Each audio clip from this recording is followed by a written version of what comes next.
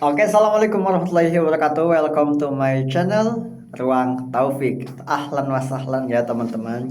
Ya sebelumnya aku membahas tentang bagaimana kita membedakan ketika seseorang bingung memilih antara sekolah dan pondok pesantren. Nah, di video kali ini aku mau membagi tahu kepada teman-teman atau sharing-sharing tentang 5 poin sederhana atau 5 tips agar teman-teman nyaman di pesantren sesuai pengalaman ya.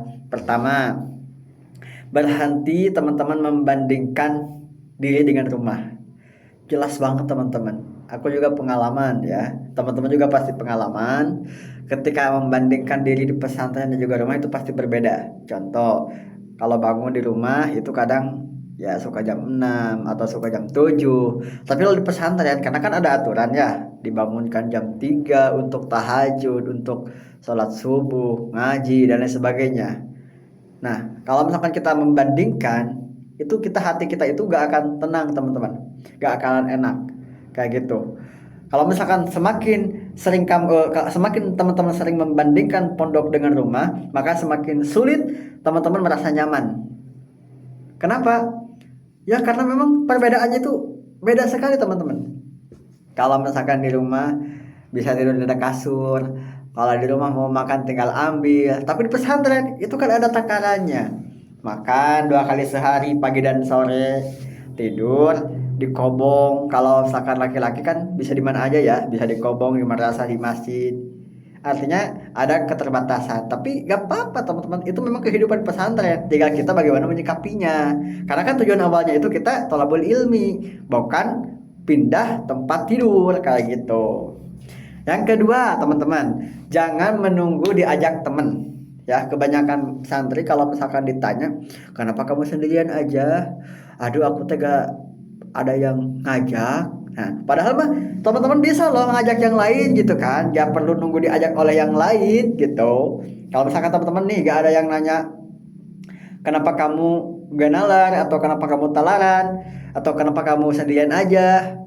Tapi teman-teman coba, misalkan namanya si A aja ya. A, ayo ngapalin bareng. Nah kan bisa seperti itu kan. Jadi ada kawan. Jadi jangan nunggu dipanggil atau diajak kayak gitu. Banyak santri yang merasa sendirian karena sama-sama nunggu disapa. Padahal kita bisa mulai dari sendiri. Ya kecuali kalau introvert gitu kan. Tapi introvert itu jangan dikebiasain, harus dicoba dilatih gitu kan untuk kita bisa terbiasa untuk mengawali pembicaraan atau percakapan. Contoh, dulu saya pernah di pesantren ketika belum kenal, tapi karena pengen belajar gitu saya sapa, "Assalamualaikum A," atau "Assalamualaikum, dari mana?" "Oh, santri baru juga," kayak gitu. Jadi saling ngobrol. Akhirnya dari obrolan tersebut kita punya tuh kayak apa teman akrab kayak gitu. Padahal kan dari pertama kali kita ngobrol gitu kan, karena sudah nyaman jadi ya teman akrab kayak gitu. Itu kan enak gitu. Jadi jangan nunggu diajak temen. Yang ketiga, ikuti aturan atau kegiatan di pesantren dengan sungguh-sungguh. Betul sekali teman-teman. Banyak orang yang gak suka di pesantren karena mereka melanggar aturan, karena mereka gak sungguh-sungguh menjalani kegiatan di pesantren. Contoh, di pesantren itu ngaji misalnya 4 kali dalam sehari atau 5 kali misalnya, tapi teman-teman malah 1 kali. Itu pun kalau mau. Itu kan melanggar aturan ya teman-teman ya. Padahal kesempatan banget buat teman-teman atau buat kita yang mau mencari ilmu gitu kan. Jadi ibaratnya udah ada tuh fasilitasnya, udah disediain, orang tua sudah membiayain, tinggal teman-temannya mau. Kalau semua udah dibiayain oleh orang tua, fasilitasnya juga udah ada, di pesantren udah sebagai wadah untuk belajarnya, tapi teman malah leha-leha. Itu kan bertolak belakang sama tujuan gitu kan, yang awalnya tolabul ilmi. Teman-teman ingat gak? Pas tadi awal ketika pertama teman kenalan, "Assalamualaikum warahmatullahi wabarakatuh. Perkenalkan, saya misalnya namanya Bahlil contohnya. Perkenalkan, saya Bahlil atau namanya Verbaya. Nama saya Verbaya, dari misalnya Limbangan. Kemudian alasan saya masuk pesantren adalah thalabul ilmi. Sekian, wassalamualaikum." Nah, teman-teman ingat nggak? Ada bahasa thalabul ilmi. Maka teman-teman ya mau tidak mau harus mengikuti aturan pesantren. Contoh, di pesantren dilarang merokok. Tapi teman-teman melanggar. Atunya atau mal enak gitu kan. Ketika kapan aku pengurus teh, kunaon ngarokok? Tungkul gitu kan. Udah mal nyaman di pesantren ya, coba aja dulu. Gak bakalan lama kok di pesantren, cuma 3 tahun minimal. Ya, setelah itu bakal kembali ke rumah, mas silahkan mau ngerokok satu buku juga silahkan, itu hak teman-teman. Tapi selama di pesantren, kalau misalkan pesantren itu dilarang merokok, ya jangan merokok, tahan aja dulu sebentar kok kayak gitu. Gitu ya teman-teman. Semakin sering teman-teman menghindari kegiatan di pondok pesantren, maka semakin berat untuk pondok, semakin tidak nyaman untuk pondok. Apalagi untuk mencari ilmu ya, tinggalnya aja gak nyaman, apalagi mencari ilmu kayak gitu. Ilmu itu bisa didapat ketika hati kita senang, bahagia, tidak ada rasa cemberut, tidak ada rasa sedih. Hati kita senang, kita siap untuk menerima ilmu dari guru. Itu akan mudah untuk kita masuk, untuk ilmu masuk ke dalam kita. Ilmu itu cahaya. Nah, di pesantren kalau mau dapat cahaya itu, mau dapat ilmu itu, kita ikuti aja, jangan melanggar.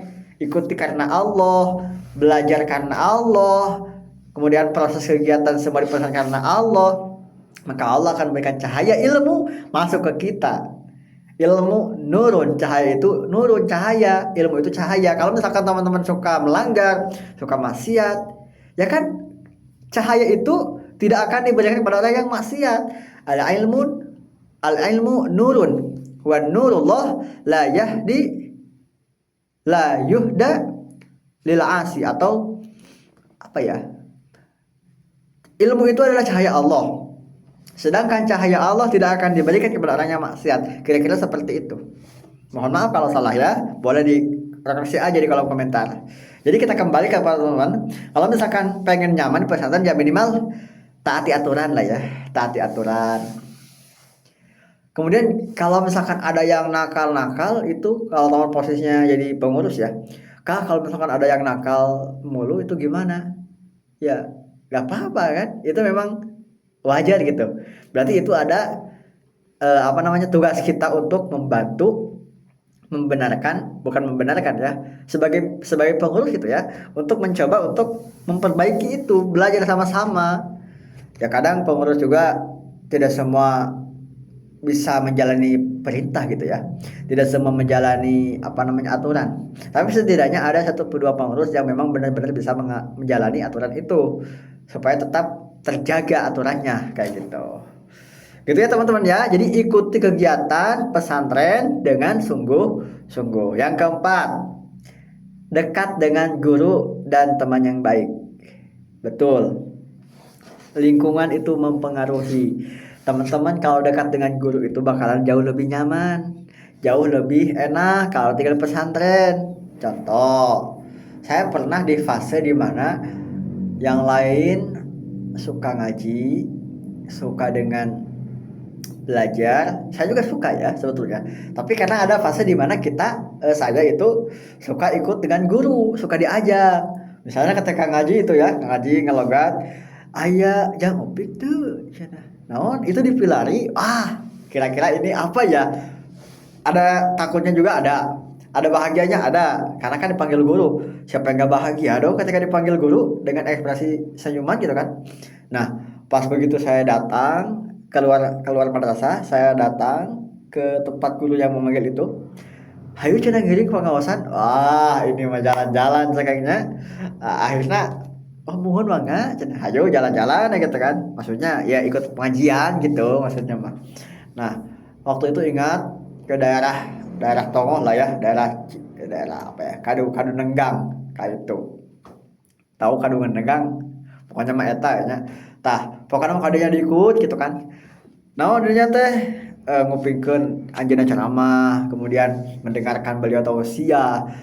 Beres tausiah apa yang terjadi? Ya makan. Nah, itu yang bikin asiknya itu, makan di saat yang lain belajar gitu kan. Kita makan bareng guru gitu. Tapi kan ya niatnya juga takdim. Jadi nggak apa-apa lah insyaallah, dapat keberkahan kayak gitu. Ada cerita di mana seseorang santri itu Dia tidak pernah, bukan tidak pernah, dia jarang sekali ngaji seperti yang lain-lain gitu kan, jarang sekali. Tapi beliau memang sangat khidmah kepada guru, sangat ta'zim. Apa yang terjadi? Orang lain menyangka beliau tidak bisa apa-apa gitu kan.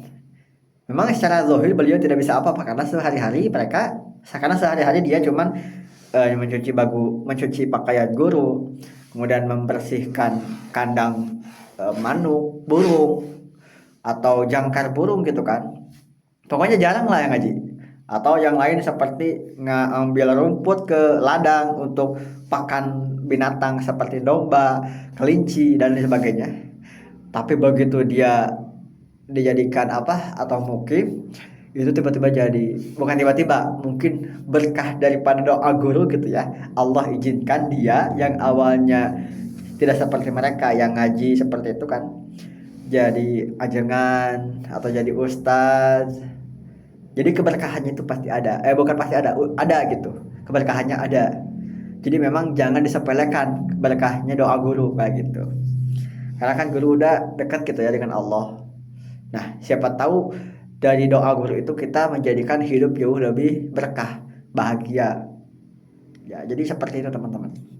Dekat dengan guru ya, itu bisa menjadi buat kita nyaman. Dan tentunya selain daripada guru, dekat dengan teman yang baik itu bisa memotivasi kita. Ketika kita gak punya uang, kita bisa minjam ke teman baik itu. Begitupun sebaliknya, saling membantu, tolong menolong. Wa ta'awanu 'alal birri wat taqwa wa la ta'awanu 'alal ismi wal 'udwan. Jangan bertolong menolonglah dalam kebaikan dan jangan saling tolong menolong dalam keburukan atau permusuhan. Itu ya teman-teman ya. Dan yang kelima, itu ingat alasan teman-teman pertama kali mondok. Ya, ingat, atau pertama kali datang. Tujuannya kan thalabul ilmi. Ya udah, jalani aja gitu. Apapun pesantrennya, dimanapun pesantrennya, kemudian apa aturannya seperti apa, selagi itu membantu teman-teman untuk jauh lebih baik sesuai dengan teman-teman yang diharapkan, yaitu mencari ilmu dan mendapatkan ilmu, ya udah ikuti aja gitu. Jangan dibawa stres, jalani aja.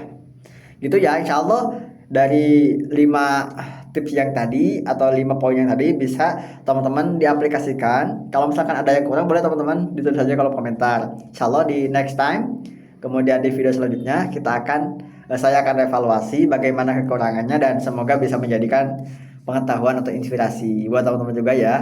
Thank you sudah nonton. Mohon maaf balelol, mohon maaf Pak Baliut, tapi dah diajar gitu ya. Pokoknya mas support terus. Thank you sudah mampir. Sampai ketemu di video selanjutnya. Assalamualaikum warahmatullahi wabarakatuh.